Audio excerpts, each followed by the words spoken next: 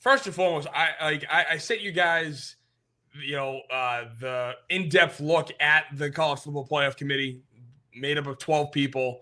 And the thing that pisses me off more than anything is the fact that you have 3 head coaches, 1 sports writer, and the rest.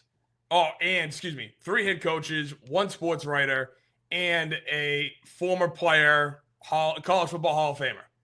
The rest are all athletic department people. One's a freaking consultant who's part of a tech company or whatever. Why do we have athletic directors as committee members? That's my big gripe. I couldn't care less about the rankings because it's not that hard. And trust me, they're going to have to change that, the fact that Memphis lost last night. But I will say, the fact that athletic directors, what the hell did they know? And as I'm reading their bios and trying to figure out who these people are, where they come from, most, if not all of them, are current athletic directors. So let's start there with bias. But secondly, they're all like, oh, this person helped lead this team to a national championship, or they rejuvenated the baseball program, or they got the basketball program back to winning. Who gives a damn? Are they the ones coaching on the field? Are they the ones playing on the field or on the court? No, they're not. So the fact that athletic directors try to claim, oh, see, I hired so-and-so, which means I brought the program back. No, you didn't do jack. Please. Interviewing so-and-so to think, oh, yeah, maybe you should be our next coach. Lottie freaking da. Not to mention that 2 of the people who are ADs were former basketball players. What do they know about football? Like, who cares? This is a football institution, not a basketball or any other sport. So athletic directors need to stop being a part of these freaking committees. The only people who should be a part of these committees are, my thing is, former college head coaches, college Hall of Fame players, and the best sports writers out there, like the most unbiased sports writers.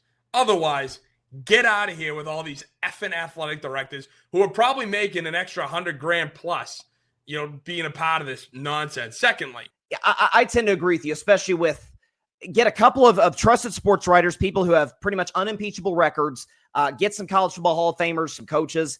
And, it goes back to what the late Mike Leach said when he was like, I love that the fate of college football comes down to a committee. Who are these people? No one really sure, but it comes down to some suits in a room making decisions over the fate of college football.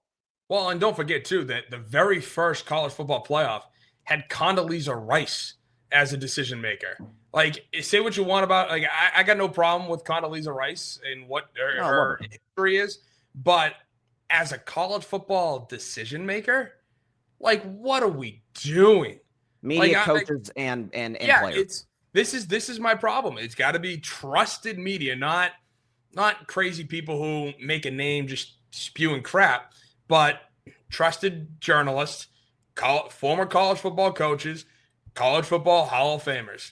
It's not hard because they know the game.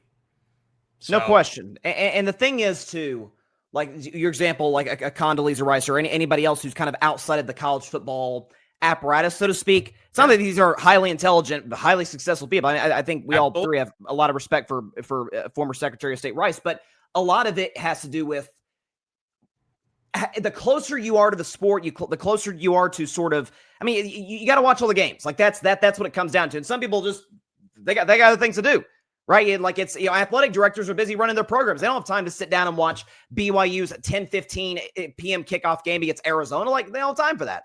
And so I completely agree with you. So, okay. That's why my fault to cut you off, Bryson. That's why I think all of these things we need to be able to watch. Yeah. Legit. This, bring back the draft lottery. I'm talking about that real draft lottery, like where we get to be in the room and like actually see what's going on. That's why it's like, why can't we just watch what y'all's do? I want to watch and hear your debates, your arguments, your logic to why this team, that team. I really want to hear this stuff because it's a given. We know who's going to get in and stuff like that. We've seen how they play and everything. But again, when it goes back to those universities and those teams who really deserve a shot, we're not talking about a college football playoff. We're talking about just a bowl game. Like, can I at least get a ranking or something? We should be able to know why this team isn't in, right? I believe as fans, we're owed that, I would say, aren't we? I 100% agree. I mean, I think something else that'd be a good idea too is just for the TV drama of it, like, Reese Davis announcing the top 12 once we get to the college football playoff. Once that's over, because they usually bring like the president of the committee on to explain. I want them to have I want them to mic up the room of the decision makers, why the rankings are as they are, and then after Reese Davis announced the top 12, pan right to that. All right, go right to that recording and let's see the rationale. I mean, not like we talked about this about a month ago, and I'm shocked that more. I don't know if this was an ESPN thing or if this was an ACC thing or whatever, but that Florida State and Virginia game that came down to double OT, excuse me, there was a controversial touchdown we talked about in this show. They had the ACC review center mic'd up, like the transparency aspect. Okay, we agree with this call, we're good. Okay, on the same page. Here's the call. So like I think that would be good. A little bit of a different conversation, but I think the more transparency there on sports, the better. And this is why I go back to why the hell are ADs in here, especially ADs that have a athletic history in another sport. Yeah. Not only are these people, like a lot of them have never played sports, but they're basically good salespeople. And when you sit there, and this is probably part of the reason why, is because when they sit down and they start talking about the teams, they're going to go back to the talking points that, the basics everybody knows. They're not going to go in depth. They're not going to talk about, they're going to be like, oh, look, Ohio State's undefeated. This is what the ADs are saying. Ohio State's undefeated. Therefore, I have them number one. Rather than sitting there saying, well, yeah, Ohio State's undefeated, but so is Indiana, and Indiana's played a tougher strength of schedule, which can circle a debate. But do you think the ADs give a damn? No. They're looking at the AP polls. They're looking at the coaches' polls. They know exactly what those rankings say, and they're going to talk out of their ass on crap like that that's so basic, instead of breaking down the actual game and the actual film. That's why we're not going to get mic'd up rooms, which we 1,000% should. And plus, it would give a hell of a lot more drama as to why.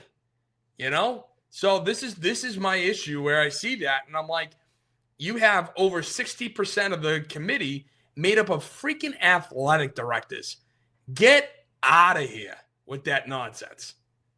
I think we're all pretty much in unison on that. Like, again, the more transparency, the more qualified individuals to be a part of this committee. If you want to make the committee bigger, I don't know if making it bigger would necessarily help, but 12 just fine. But 12 people's fine, but get the best in there to make those decisions. There's no question about it. So